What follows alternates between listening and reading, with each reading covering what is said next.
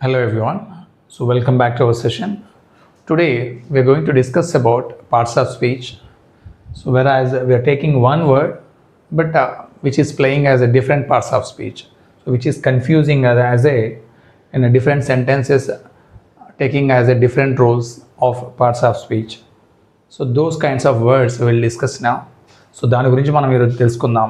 ఎందుకంటే కొన్ని వర్డ్స్ని చూసినట్టయితే ఒక వర్డ్ మాత్రం సేమ్గా ఉంటుంది. ఆ వర్డ్ డిఫరెంట్ సెంటెన్స్లో డిఫరెంట్ పాత్రల్లో అంటే డిఫరెంట్ పార్ట్స్ ఆఫ్ స్పీచ్గా మనకు ఫంక్షన్ చేస్తుంది. దాన్ని ఎలా ఐడెంటిఫై చేయాలో మనం ఈ వీడియోలో చూద్దాం. So first except. So except అనే వర్డ్ని చూసినట్టయితే ఫస్ట్ మనం దీని మీనింగ్ ఏంటో చూద్దాం. ఎక్సెప్ట్ అంటే తప్ప లేదా మినహా, తప్ప ఆర్ మినహా, సో మినహాయించడం. సో ఫస్ట్ సెంటెన్స్ చూసినట్టయితే if we except Hari all are to be blamed. So if అనేది ఇఫ్ కండిషన్, వి అంటే ఇక్కడ అంటే సబ్జెక్ట్, ఎక్సెప్ట్ అంటే తప్ప అంటే ఇక్కడ వర్బ్ రోల్ ప్లే చేస్తుంది ఇది, right. If we except Hari, so Hari అనేది ఏంటి ఇక్కడ నౌన్ అంటే ఇక్కడ సబ్జెక్ట్కి ఆబ్జెక్ట్కి ఇది కూడా ఏంటి ఆబ్జెక్ట్ అవుతుంది, రైట్. సో రెండింటికి మధ్యలో ఏం చేస్తుంది, ఇది వర్బ్ రోల్ ప్లే చేస్తుంది.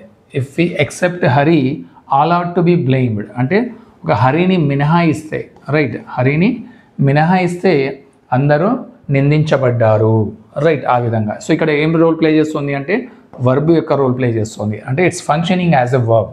So next sentence, all the friends were in Egypt except Prabhas. So all the friends ఏంటి ఇక్కడ ఇది సబ్జెక్ట్, రైట్. వర్ ఏంటి హెల్పింగ్ వర్బ్ ఆర్ వర్బ్, ఇక్కడ మెయిన్ వర్బ్ లేదు కాబట్టి ఇదే మెయిన్ వర్బ్. సో ఈజిప్ట్ ఏంటి నౌన్, ఎక్సెప్ట్ ప్రభాస్ ఇది కూడా ఏంటి అంటే నౌన్, రైట్. సో ఎక్సెప్ట్ అనేది ఇక్కడ ఏమవుతుంది అంటే ప్రిపోజిషన్ అవుతుంది. ఎందుకు ప్రిపోజిషన్ అవుతుంది అంటే సో వర్బ్కి ఉన్న రిలేషన్షిప్ని తెలుపుతుంది.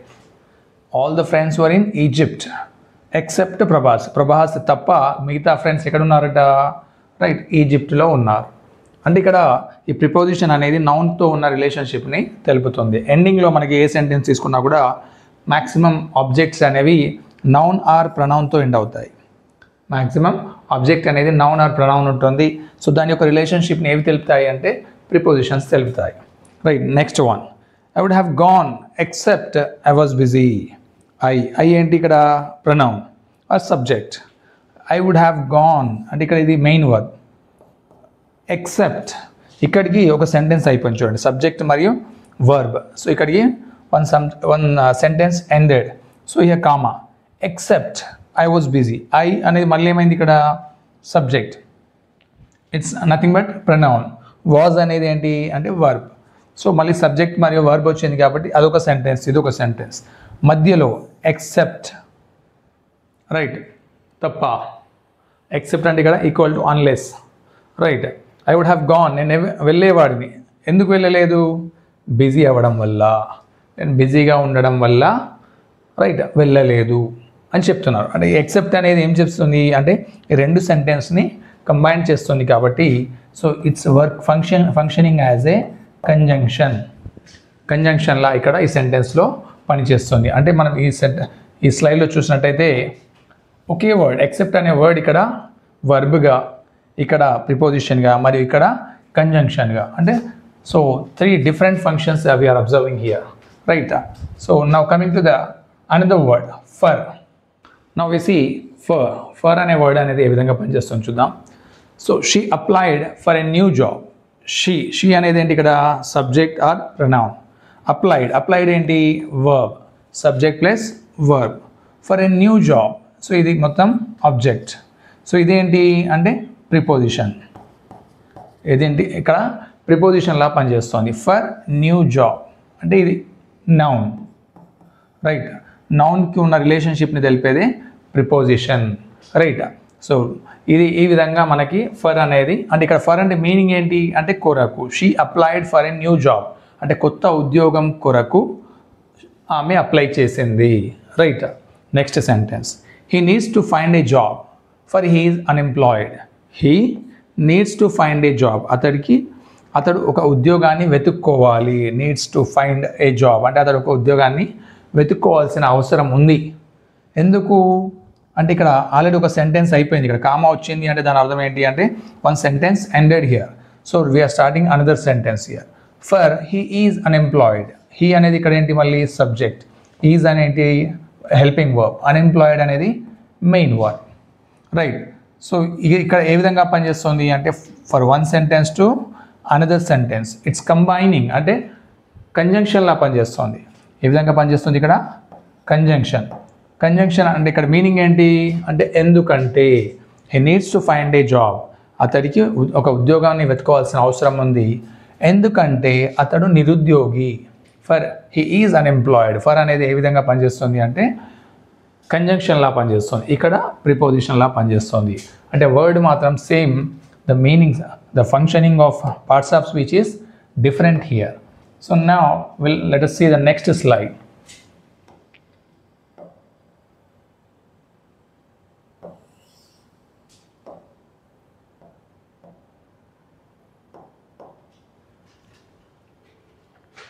ఇక్కడ నెక్స్ట్ వర్డ్ చూద్దాం, లెస్. లెస్ అంటే మనకు తెలుసు తక్కువ, రైట్. సో ఆ వర్డ్ అనేది మళ్ళీ ఈ సెంటెన్సెస్లో ఏ విధంగా పనిచేస్తుందో చూద్దాం. How it's functioning. You are paying less attention to your studies than you used to do. So you are. So ఇక్కడ you and ఏంటి ఇక్కడ సబ్జెక్ట్ ఆర్ ప్రొనౌన్. సబ్జెక్ట్ అనేది ఇక్కడ ప్రొనౌన్ ఉంది. ఆర్ పేయింగ్ ఇది హెల్పింగ్ వర్బ్ అయితే ఇది paying main verb. You are paying. So దీన్ని తీసేద్దాం మనం first. You are paying attention అంటే నీవు శ్రద్ధ చూపుతున్నావు. అటెన్షన్ అంటే ఏంటి ఇక్కడ శ్రద్ధ. ఏం చేస్తున్నావు చూపుతున్నావు. ఎక్కడ టు యువర్ స్టడీస్ అంటే నీ చదువు వైపు నువ్వు శ్రద్ధ చూపిస్తున్నావు. బట్ ఇక్కడ మనకి శ్రద్ధ అనే దానికి ఏ విధంగా చూపిస్తున్నాడు ఇక్కడ లెస్ అంటే తక్కువ. లెస్ అంటే ఏంటి ఇక్కడ తక్కువ. ఇది నౌన్ అయితే సో నౌన్ ఇది క్వాలిఫై చేస్తుంది, అతడు ఎంత శ్రద్ధ చూపుతున్నాడు అనేది ఇక్కడ మనకి లెస్ అనేది తెలుపుతుంది. కాబట్టి ఇది ఏమవుతుంది అంటే అడ్జెక్టివ్ అవుతుంది. అంటే the qualifying the noun. It's a qualifying a noun. So that is the reason this less is functioning as a adjective here. So let us go to the next sentence. The population of India is less than that of China. Right. The population of India is less than that of China. Now almost crossed it now. But so we have taken here one sentence as example. The population of India is less. ఇక్కడ ఉంది చూడండి. అంటే మన India యొక్క population ఎంత ఉంది less than that of China. Than అనేది ఏంటి ఇక్కడ అంటే verb sorry adverb, right. Is ఏంటి ఇక్కడ అంటే వర్బ్. సో ఒక వర్బ్ మరియు ఒక అడ్వర్బ్, సో రెండింటిని ఇక్కడ మధ్యలో మనకి లెస్ అనేది వచ్చింది. The population of India is less. Is ఎంత లెస్ తక్కువ అంటే ఒక వర్బ్ అనేది ఇక్కడ క్వాలిఫై చేస్తుంది. లెస్ దాన్ అంటే తక్కువ, దానికంటే కూడా తక్కువ. దేనికంటే తక్కువ అంటే చైనా కంటే తక్కువ, రైట్. సో ఇక్కడ మనం ఈ లెస్ అనేది అడ్వర్బ్గా పనిచేస్తుంది, రైట్. సో ఆ విధంగా మనం ఐడెంటిఫై చేయొచ్చు. Next sentence. He wants ₹500 for that watch. అతడికి ఏం కావాలి ఇక్కడ హీ వాంట్స్ అతడికి కావాలి ఏం కావాలి ₹500. దేని కొరకు ఫర్ దట్ వాచ్ ఆ వాచ్ కోసం. హీ వోంట్ బి సాటిస్ఫైడ్ అతడు సంతృప్తి చెందడు విత్ లెస్ దానికంటే తక్కువ. లెస్ ఏంటి ఇక్కడ తక్కువ. So it's easy to find. ఇక్కడ మనకి లెస్ అనేది ఎక్కడ వచ్చింది ఆబ్జెక్టివ్ పొజిషన్లో వచ్చింది. సో ఆబ్జెక్టివ్ పొజిషన్ అనేది మ్యాక్సిమం నౌన్ ఆర్ ప్రొనౌన్ ఉంటుంది. సో ఆబ్జెక్టివ్ పొజిషన్ అనేది ఏ వర్డ్ తీసుకుంటుంది నౌన్ ఆర్ ప్రొనౌన్. అలా కాకుండా మనకి ఇక్కడ నెక్స్ట్ దానికంటే ముందు ఏమి ఇచ్చాడు ప్రిపోజిషన్ ఇచ్చాడు. సో ప్రిపోజిషన్ అనేది దేని రిలేషన్షిప్ని తెలుపుతుంది అంటే నౌన్ యొక్క రిలేషన్షిప్ని తెలుపుతుంది, రైట్. సో ఆ విధంగా కూడా మనం ఐడెంటిఫై చేయొచ్చు. సో ఇక్కడ లెస్ అనేది ఏ విధంగా అంటే మనకి నౌన్లా పనిచేస్తుంది. ఏ విధంగా పనిచేస్తుంది నౌన్. సో ఫస్ట్ సెంటెన్స్లో అడ్జెక్టివ్, నెక్స్ట్ సెంటెన్స్లో అడ్వర్బ్, థర్డ్ సెంటెన్స్లో noun. So this is the way same word is functioning in a different format, right. Next like. So now we are going to discuss about like.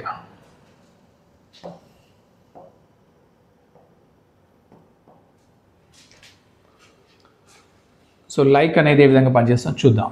He runs like cheetah. He ఏంటి ఇక్కడ pronoun are subject. Runs ఏంటి ఇక్కడ verb.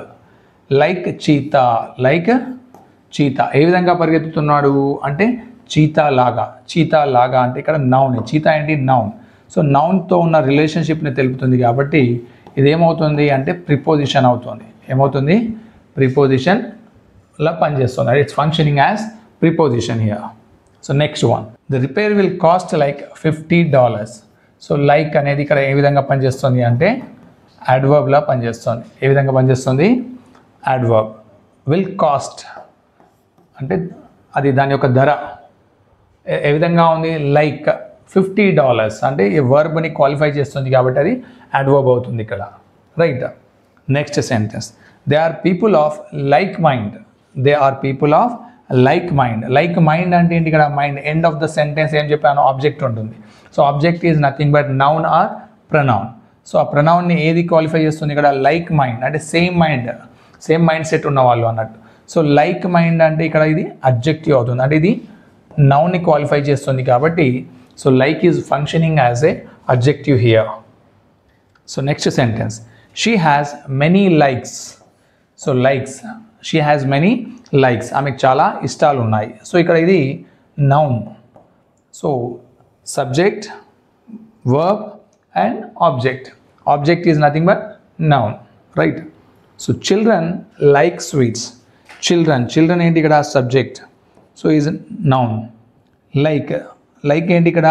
Verb. Sweets అంటే children పిల్లలు ఇష్టపడుతున్నారు. ఏమి ఇష్టపడుతున్నారు? స్వీట్స్ని ఇష్టపడుతున్నారు. ఇష్టపడడం అనేది ఏమవుతుంది ఇక్కడ అంటే వర్బ్ అవుతుంది. Right. Next sentence, it looks like it might rain. It looks like it might rain. It ఏంటి ఇక్కడ అంటే సబ్జెక్ట్. లుక్స్ ఏంటి ఇక్కడ? వర్బ్. సో ఇక్కడికి ఒక సెంటెన్స్ అయిపోయింది. ఇట్ మళ్ళీ సబ్జెక్ట్. మైట్ అనేది ఏంటి ఇక్కడ అంటే model verb. Rain main verb. So this is one sentence and this is one sentence, and these two sentences are combined with this word like. So ఇది రెండు సెంటెన్స్ని కలుపుతుంది కాబట్టి ఇది ఏమవుతుంది అప్పుడు మనకి అంటే కంజంక్షన్ అవుతుంది. ఏమవుతుంది? కంజంక్షన్. రైట్. సో ఫస్ట్ సెంటెన్స్లో మనకి లైక్ అనే వర్డ్ అనేది ఏ విధంగా పనిచేస్తుంది? ప్రిపోజిషన్. నెక్స్ట్ దాంట్లో సెకండ్ సెంటెన్స్లో అడ్వర్బ్లా, థర్డ్లో అడ్జెక్టివ్, ఫోర్త్లో నౌన్, ఫిఫ్త్లో వర్బ్, సిక్స్త్లో కంజంక్షన్. అంటే word is same but it's functioning in different ways, so in the different parts of speech. So this is about today's session.